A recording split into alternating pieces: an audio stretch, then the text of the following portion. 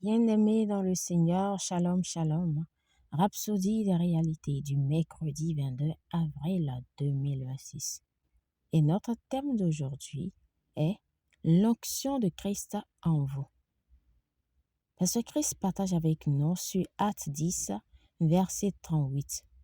Vous savez comment Dieu a oint du Saint-Esprit et de force Jésus de Nazareth. Alléluia.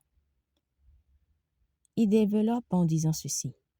En Christ, nous nous distinguons par la foi, l'appel, les dons, la grâce et l'office. Pourtant, c'est la même onction du Saint-Esprit qui nous a habilités tous. Lorsque vous avez reçu le Saint-Esprit, vous avez été oint de l'onction de Christ. Vous n'avez pas besoin d'une onction différente ou plus grande. L'onction que vous avez reçue est la même que celle qui a fait de Jésus le Christ. C'est le Saint-Esprit lui-même. Alléluia. Actes 10, verset 38 révèle que le Seigneur Jésus a été oint du Saint-Esprit et de puissance. Cette expression n'implique pas deux onctions distinctes. Dans le langage des prophètes et des apôtres, deux expressions peuvent être utilisées pour décrire la même réalité. Être oint du Saint-Esprit, c'est être oint de puissance. Gloire à Dieu. Dans Actes 1, verset 8, le Seigneur Jésus a dit, « Mais vous recevrez une puissance, le Saint-Esprit, survenant sur vous. » La puissance vient avec l'Esprit. Lorsque le Saint-Esprit est venu en vous, vous avez été doté d'une capacité divine venue d'en haut. Vous avez été consacrés et séparés pour Dieu afin d'accomplir son dessein. Grâce à l'Esprit, vous comprenez désormais les mystères et les réalités du royaume. Vous voyez et comprenez la vie au-delà de l'intellect et de la perspective humaine, car vous possédez la sagesse de l'Esprit. Vous êtes habilités à accomplir l'œuvre de Dieu et à vivre la vie surnaturelle.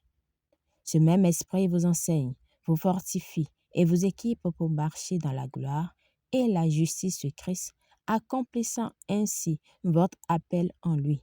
Ainsi, chaque jour, marchez dans la conscience de la présence divine et de la capacité de l'Esprit à l'œuvre en vous. Gloire à Dieu. Alléluia.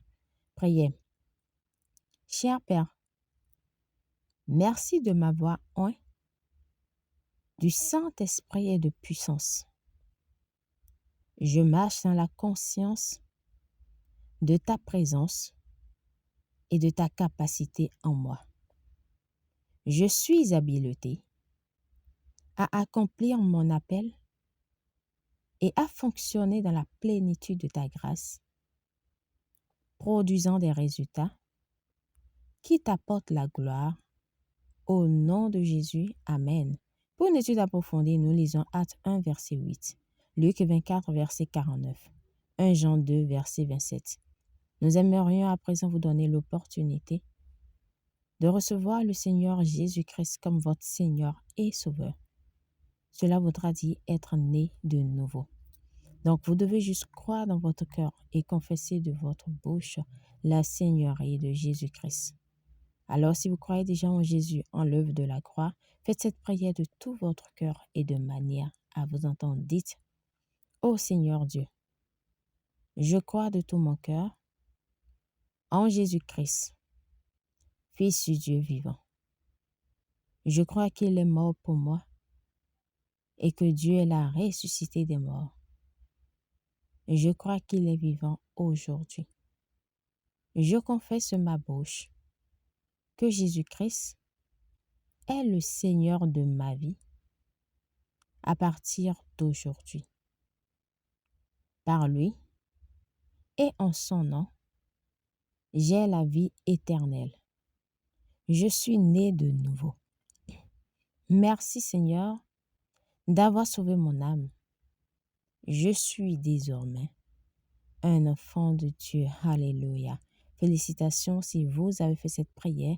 Vous êtes désormais un enfant de Dieu et vous pouvez lire Romains 10, versets 9 à 10.